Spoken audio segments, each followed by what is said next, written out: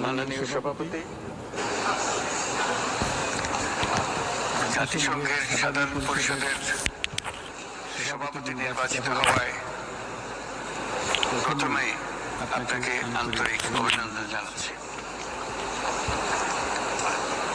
আমি আশ্বস্ত করছি যে আপনার এই দায়িত্ব পালনকালে বাংলাদেশ প্রতিনিধি দল আপনাকে পূর্ণাঙ্গ সহযোগিতা প্রদান করবে। জাতিসংঘের ম্যান্ডেটকে সমুন্নত রেখে বৈশ্বিক সংকট সমূহ নিরসনে মহাসচিব অ্যান্টোনিও গুতেরেসের দৃঢ় প্রতিজ্ঞ সাফল্যমণ্ডিত নেতৃত্বের জন্য তাকেও জানাই আন্তরিক সাধুবাদ। সামিট অব দ্য ফিউচার আয়োজনে আমি মহাসচিবের দূরদর্শী ভূমিকার বিশেষ প্রশংসা করছি। সম্মেলনে যে pact for the future and declaration on future generations সর্বসম্মতভাবে গৃহীত হয়েছে, তা এজেন্ডা 2030 পরবর্তী বৈশ্বিক উন্নয়ন কর্মপন্থা নির্ধারণে বিশেষ সহায়ক হবে বলে আমি মনে করি। বাংলাদেশ বিশ্বাস করে যে এই সম্মেলনের অর্জন বৈশ্বিক সমৃদ্ধি অর্জনের জন্য আমাদের সবার অভিপ্রায় ও সহযোগিতা কাঠামো প্রণয়নে দিক নির্দেশক হিসেবে কাজ করবে। এই জুলাই আগস্ট মাসে বাংলাদেশে যে যুগান্তকারী পরিবর্তন সংঘটিত হয়েছে তার প্রেক্ষিতেই আজ আমি বিশ্ব সম্প্রদায়ের মহান সংসদে উপস্থিত হতে পেরেছি। আমাদের গণমানুষের, বিশেষ করে তরুণ সমাজের অফুরন্ত শক্তি আমাদের বিদ্যমান রাষ্ট্র কাঠামো ও প্রাতিষ্ঠানিক আয়োজনগুলো আমূল রূপান্তরের এক নতুন সম্ভাবনার দ্বার উন্মোচন করেছে। আমাদের ছাত্র ও যুব সমাজের আন্দোলন প্রথম দিকে মূলত ছিল বৈষম্য বিরোধী আন্দোলন, পর্যায়ক্রমে তা গণ আন্দোলনের রূপ নিয়েছে। এরপর সারা পৃথিবী অবাক বিস্ময়ে দেখেছে কিভাবে সমগ্র বাংলাদেশের মানুষ একনায়কতন্ত্র, নিপীড়ন, বৈষম্য, অবিচার ও দুর্নীতির বিরুদ্ধে রাজপথ ও সামাজিক যোগাযোগের মাধ্যমে দৃঢ়ভাবে রুখে দাঁড়িয়েছিল। আমাদের ছাত্র জনতা তাদের অদম্য সংকল্প ও প্রত্যয়ের মাধ্যমে একটি স্বৈরাচারী ও অগণতান্ত্রিক শাসন ব্যবস্থা থেকে আমাদের মুক্তি এনে দিয়েছে। তাদের এই সংকল্পের মধ্যেই আমাদের দেশের ভবিষ্যৎ নিহিত।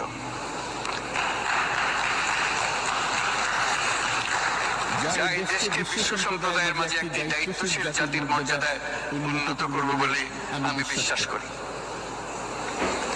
এই গণ আন্দোলন রাজনৈতিক অধিকার উন্নয়নের সুবিধা বঞ্চিত বাংলাদেশের আপামর জনসাধারণকে ঐক্যবদ্ধ করেছে। বাংলাদেশের মানুষ উন্নয়ন কর্মকাণ্ডকে অন্তর্ভুক্তিমূলক অংশীদারিত্ব রূপে দেখতে চেয়েছিল। আমাদের জনগণ একটি ন্যায্য, অন্তর্ভুক্তিমূলক ও কার্যকর গণতন্ত্রের জন্য লড়াই করেছে, যার জন্য আমাদের নতুন প্রজন্ম জীবন উৎসর্গ করেছে। আমাদের এই তরুণেরা যে প্রজ্ঞা, সাহস ও প্রত্যয় দেখিয়েছে তা আমাদের অভিভূত করেছে, সারা বিশ্ববাসীকে অভিভূত করেছে। বন্দুকের গুলি উপেক্ষা করে বুক পেতে দাঁড়িয়ে গিয়েছিল আমাদের এই তরুণরা। অবৈধ রাষ্ট্র ক্ষমতার বিরুদ্ধে প্রবলভাবে সোচ্চার হয়েছিল আমাদের তরুণ তরুণেরা, স্কুল পড়ুয়া কিশোর কিশোরীরা। তারা নিঃসঙ্গ চিত্তে উৎসর্গ করেছিল তাদের জীবন। শত শত মানুষ চিরতরে হারিয়েছে তাদের দৃষ্টিশক্তি। আমাদের মায়েরা, দিনমজুরেরা, শহরের অগণিত মানুষ তাদের সন্তানদের কাঁধে কাঁধ মিলিয়ে নেমেছিল রাজপথে। তপ্ত রোদ, বৃষ্টি, মৃত্যু ভয়কে তোয়াক্কা না করে তারা সত্য ন্যায়সঙ্গত আকাঙ্ক্ষার বিরুদ্ধে দীর্ঘকালব্যাপী রাষ্ট্রযন্ত্রকে পরিচালনা করার অশুভ ষড়যন্ত্রকে পরাভূত করেছিল। জনগণের এই আন্দোলনে আমাদের জানা মতে প্রায় 800-এর বেশি জীবন আমরা হারিয়েছি স্বৈরাচারী শক্তির হাতে। উদারনীতি, বহুত্ববাদ ও ধর্মনিরপেক্ষতার উপর মানুষের গভীর বিশ্বাস থেকেই বাংলাদেশ রাষ্ট্রের অভ্যুদয় হয়েছিল। 1971 সালে যে মূল্যবোধকে বুকে ধারণ করে আমাদের গণমানুষ যুদ্ধ করেছিল, সেই মূল্যবোধকে বহু বছর পরে আবার জেনারেশন জি, যে প্রজন্ম জি, নতুন ভাবে আমাদেরকে দেখতে শিখিয়েছে। এরকমটি আমরা দেখেছিলাম 1952 সালের ভাষা আন্দোলনে, বাংলাকে মাতৃভাষা হিসেবে প্রতিষ্ঠার সময়। বাংলাদেশের এই অভ্যুত্থান আগামী দিনগুলোতে বিশ্বের বিভিন্ন প্রান্তে মানুষকে মুক্তি ও ন্যায় বিচারের পক্ষে দাঁড়াতে প্রেরণা যোগাবে।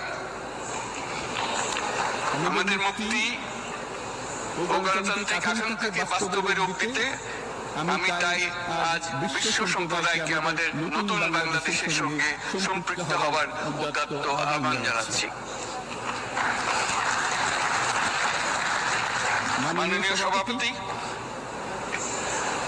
যে রাষ্ট্র কাঠামো দুঃসহ হয়ে গেছে তার পুনর্গঠনের জন্য আমাদের তরুণরা, দেশের আপামর জনসাধারণ একমত হয়ে আমার এবং আমার উপদেষ্টা পরিষদের উপর আস্থা রেখে সরকার পরিচালনার এক মহান দায়িত্ব আমাদের উপর ন্যস্ত করেছে। এই দায়িত্ব গ্রহণের পর আমরা গভীর বিস্ময় ও হতাশার সঙ্গে মুখোমুখি ভাবে দেখতে পাচ্ছি কিভাবে সর্বগ্রাসী দুর্নীতি একটি কার্যকর গণতান্ত্রিক ব্যবস্থাকে ধ্বংসস্তূপে পরিণত করেছে।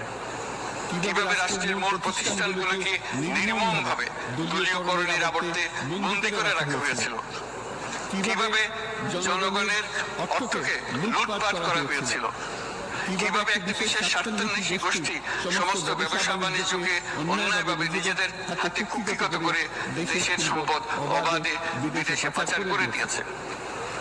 এক কথায় কিভাবে প্রত্যেকটি পর্যায়ে ন্যায়, নীতি ও নৈতিকতা অদৃশ্য হয়ে গিয়েছিল। এরকম এক অবস্থার দেশকে পুনর্গঠন এবং জনগণের কাঙ্ক্ষিত রাষ্ট্র ব্যবস্থা প্রতিষ্ঠিত করার জন্য আমাদের উপর দায়িত্ব প্রদান করা হয়েছে। অতীতের ভুলগুলোকে সংশোধন করে একটা প্রতিযোগিতামূলক ও শক্তিশালী অর্থনীতি এবং ন্যায়ভিত্তিক সমাজ ব্যবস্থা গড়ে তোলাই এই মুহূর্তে আমাদের মূল লক্ষ্য।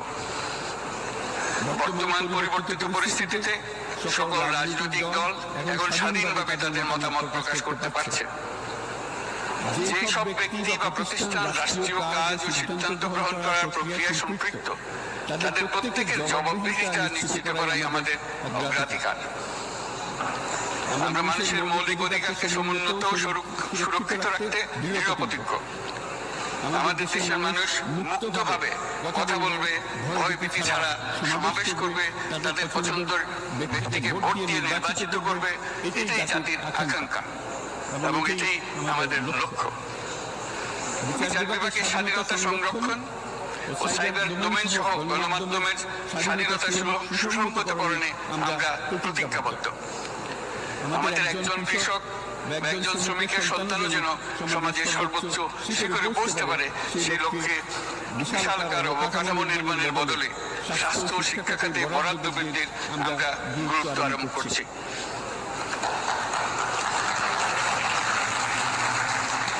রাষ্ট্র ব্যবস্থার সকল পর্যায়ে সুশাসন ফিরিয়ে আনাই আমাদের অভিষ্ট। বাংলাদেশের যেসব আন্তর্জাতিক, আঞ্চলিক এবং দ্বিপাক্ষিক চুক্তির পক্ষভুক্ত, সেগুলো প্রতিপালনে আমাদের সরকার বদ্ধপরিকর। জাতিসংঘ সহ বহু পাক্ষিক বিশ্ব কাঠামোতে বাংলাদেশের সক্রিয় অংশগ্রহণ ও অবদান অব্যাহত থাকবে। পারস্পরিক শ্রদ্ধাবোধ, মর্যাদা ও স্বার্থ রক্ষণের ভিত্তিতে বাংলাদেশ বিশ্বের সকল রাষ্ট্রের সাথে বন্ধুত্বপূর্ণ সম্পর্ক বজায় রাখবে। মাননীয় সভাপতি, গত 7 সপ্তাহের মধ্যে আমাদের সরকার বিভিন্ন গুরুত্বপূর্ণ পদক্ষেপ গ্রহণ করেছে। আমাদের অনুরোধে সাড়া দিয়ে জাতিসংঘের মানবাধিকার বিষয়ক হাই কমিশনার বাংলাদেশের গণ আন্দোলনকালে সংগঠিত মানবাধিকার লঙ্ঘনের বিষয়ে বিস্তৃত অনুসন্ধান এবং এসব বিষয়ে ঘটনার পুনরাবৃত্তি রোধে পরামর্শ প্রদানের জন্য একটা ফ্যাক্ট ফাইন্ডিং কমিশন গঠন এবং তার কাজ শুরু করার জন্য দ্রুত বাংলাদেশে পাঠিয়ে দিয়েছে। আমি তাকে বাংলাদেশের পক্ষ থেকে অশেষ ধন্যবাদ জানাচ্ছি। দায়িত্বভার গ্রহণের 2 সপ্তাহের মধ্যে আমরা গুম প্রতিরোধে যে আন্তর্জাতিক কনভেনশন রয়েছে তাতে যোগদান করেছি।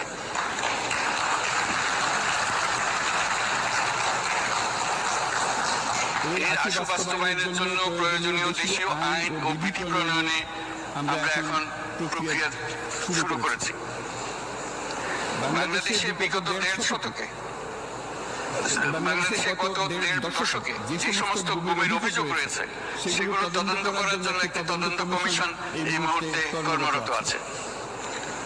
মানুষের আস্থা আত্মবিশ্বাস ফিরিয়ে আনতে এবং নির্মম অতীত যেন আর ফিরে না আসে কোনোদিন, সেই জন্য আমরা কিছু সুনির্দিষ্ট খাতে সংস্কারকে অগ্রাধিকার দিয়েছি। সেই লক্ষ্যে আমরা বিদ্যমান নির্বাচন ব্যবস্থা, সংবিধান, বিচার ব্যবস্থা, জনপ্রশাসন, আইন শৃঙ্খলা ব্যবস্থা সংস্কারের জন্য স্বাধীন কমিশন গঠন করেছে। সংবাদপত্র ও গণমাধ্যমের সংস্কারের জন্য পৃথক কমিশন সহ আরো কয়েকটি বিশেষ বিষয়ে কমিশন গঠন প্রক্রিয়াধীন রয়েছে। ব্যবসা বাণিজ্যে অনুকূল পরিবেশ সৃষ্টির লক্ষ্যে আমরা ব্যাংক ও আর্থিক খাতের ব্যাপক সংস্কারের উদ্যোগ গ্রহণ করেছি। কোনো বিদেশি ব্যবসা বা বিনিয়োগ যেন ক্ষতিগ্রস্ত না হয় তা নিশ্চিত করতে আমরা বদ্ধপরিকর। এসব সংস্কার যেন টেকসই হয়, দীর্ঘমেয়াদে নিশ্চিত করতে এবং অবাধ ও নিরপেক্ষ অংশগ্রহণমূলক নির্বাচনের জন্য উপযোগী পরিবেশ সৃষ্টি করতে আমরা কাজ করে যাচ্ছি। গণতন্ত্র, আইনের শাসন, সমতা, সমৃদ্ধি অর্জনের মাধ্যমে একটি ন্যায়ভিত্তিক সমাজ গঠন হিসেবে আত্মপ্রকাশের অভিপ্রায় বাস্তবায়নে আমি বাংলাদেশের প্রতি আন্তর্জাতিক সম্প্রদায়ের সমর্থন ও গভীরতর সম্পর্ক গঠন করার জন্য আহ্বান জানাচ্ছি।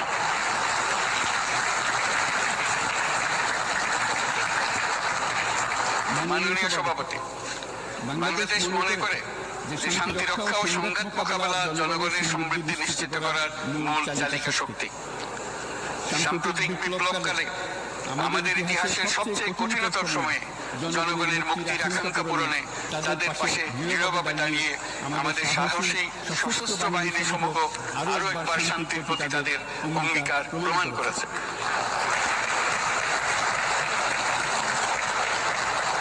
এটা সম্ভব হয়েছে শান্তি রক্ষায় আমাদের অঙ্গীকারের কেন্দ্রবিন্দুতে মানবাধিকারকে স্থান দেওয়ার ফলে। জাতিসংঘের পিস বিল্ডিং কমিশনের সূচনা লগ্ন থেকেই শান্তি রক্ষার মতো শান্তি বিনির্মাণেও বাংলাদেশ সমান অঙ্গীকার ব্যক্ত করে এসছে। আমাদের দিনগুলোতে আমরা জাতিসংঘের শান্তি রক্ষা কার্যক্রমে আমাদের মূল্যবোধ ভিত্তিক অবদানের ধারাবাহিকতা রক্ষা, সমুন্নত ও প্রসারিত করতে বদ্ধপরিকর। জাতিসংঘের শান্তি রক্ষা কার্যক্রমে অবদানকারী তৃতীয় বৃহত্তম রাষ্ট্র হিসেবে বাংলাদেশ এখন পর্যন্ত 43টি দেশে 63টি মিশনে শান্তিরক্ষী প্রেরণ করেছে।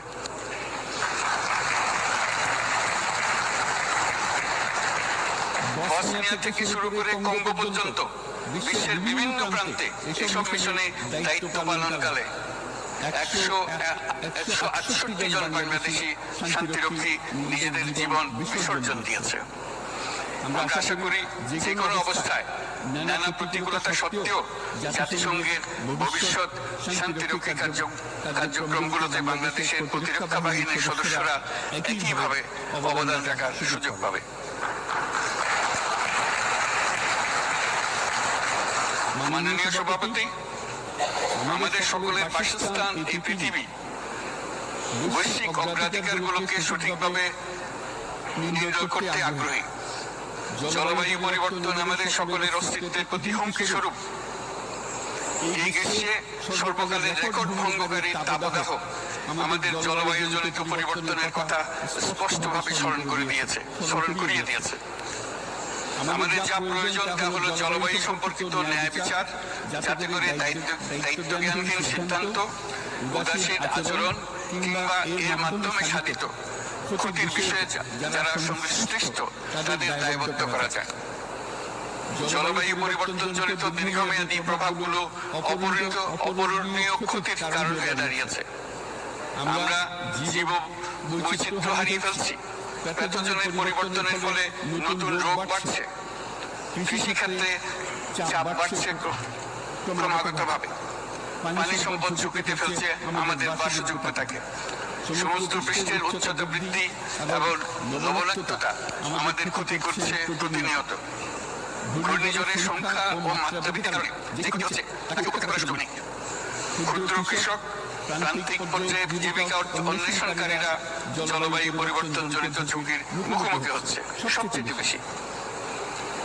আমি আজ এই বিশ্ব সভায় কথা বলছি তখন বাংলাদেশের পূর্বাঞ্চলে 50 লাখেরও অধিক মানুষ তাদের জীবদ্দশায় হওয়া সবচেয়ে ভয়াবহ বন্যা মোকাবেলা করে যাচ্ছে। মহাসচিব গুতেরেস আমাদেরকে দেখিয়েছেন যে বিদ্যমান পরিক্রমা অব্যাহত থাকলে বিশ্বের গড় তাপমাত্রা 2.7 ডিগ্রি সেলসিয়াস বৃদ্ধির দিকে অগ্রসর হতে থাকবে। তাই বাংলাদেশের মতো জলবায়ু ঝুঁকিতে থাকা দেশগুলোতে অভিযোজনের জন্য ব্যাপক বিনিয়োগের আহ্বান জানাচ্ছি।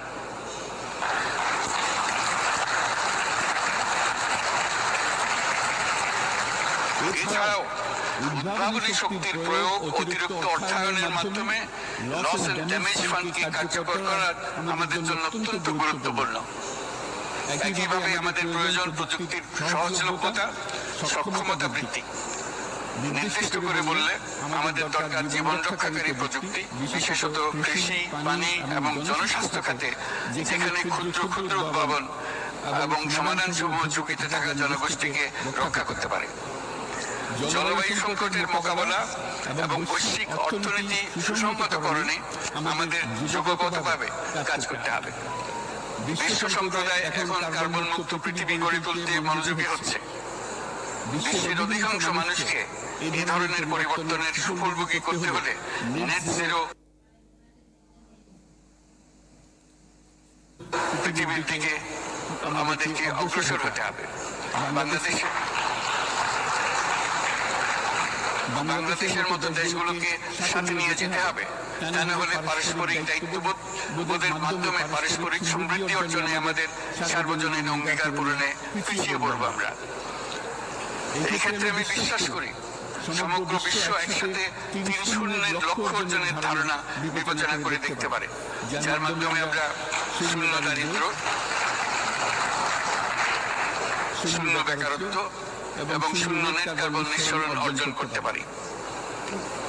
যেখানে পৃথিবীর প্রতিটি তরুণ তরুণী চাকরি প্রার্থী না হয়ে বরং উদ্যোক্তা হিসেবে নিজেকে প্রতিষ্ঠিত করার সুযোগ পাবে। তারা যেন এই সম্পদের সীমাবদ্ধতা সত্ত্বেও নিজ নিজ সৃজনশীলতার বিকাশ করতে পারে, যেখানে একটি ব্যবসায়িক উদ্যোগ সামাজিক সুফল, অর্থনৈতিক মুনাফা এবং প্রকৃতির প্রতি দায়িত্বশীলতার মধ্যে একটি চমৎকার ভারসাম্য আনতে পারে। যেখানে সামাজিক ব্যবসার মাধ্যমে যে কোনো ব্যক্তি ভোগবাদী জীবনধারা থেকে উত্তরণ করে সামাজিক ও অর্থনৈতিক পরিবর্তনের সৃজনশীল শক্তি হিসেবে নিজেকে প্রতিষ্ঠিত করতে পারে।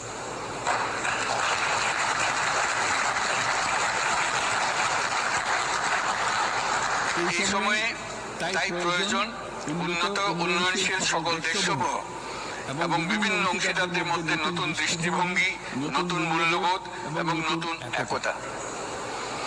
সামগ্রিকভাবে এই লক্ষ্য অর্জনে জাতিসংঘ ব্যবস্থা, জাতীয় আঞ্চলিক পর্যায়ে সরকারসমূহ, সকল ব্যবসা প্রতিষ্ঠান, বেসরকারি অংশীজন এবং দাতব্য সংস্থাগুলোকে একসঙ্গে কাজ করতে হবে। আমাদের অর্থনৈতিক কাঠামোতে সামাজিক ব্যবসাকে স্থান দিলেই নিচের অর্ধেকাংশ মানুষের জীবনে তা বিরাট পরিবর্তন আনতে পারে।